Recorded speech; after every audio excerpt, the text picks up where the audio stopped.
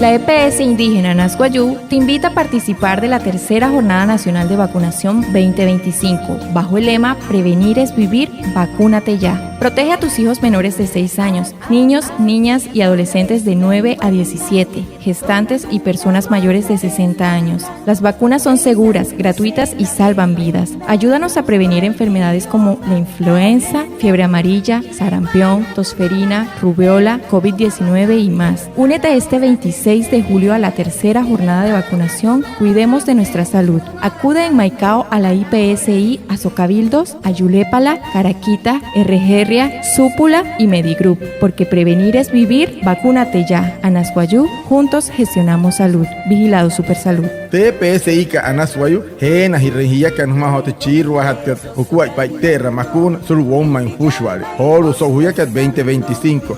Muy, Jaima Hirapa, Anena, Hia, Humakun Hirpa Holo. Jaima Hapat de Pichkan y Ruaneo, Rukuho Uyu, Kansuri, Aipi Ruhuya, Waneo Ernakota, Nahimari, Kana Eka y Mekietrin en Poro Karachmenoyese, Otaipuono, Otawayu, Mreuyu, Eka Aipi Ruerenoyes. Tomakuna Kat, Anasguayú Hotum, María Parasat, Castena Ohia, Hukari Hirapa, Waneo Ruku, Suri, Watasari, Wanure, Macat, Catra Influenza, Fiebre Amarilla, Sarampión, Munaka, Tosperina, Rubiola, Yeto Coche, Munaka, Otato COVID-19, Otawatahari, Rutka pasó 26 en Caricachika y Julio, Snake Chirro Hatkar, Mamakuna Hira, Yasuru Woman, Jaima Hirapa, Anena Hia, Rutka, Mike Comu, Sulu RG Caso Cabildo, Ayure para Caraquita, RG, Spura Wayu, Otamedigru, Skahamun, Jaima Hirar, Anena Hia, Humakun Hirapahoro, Anas Wayu, Achaha Hira su cuerpo Purana, Jaima Harihonara.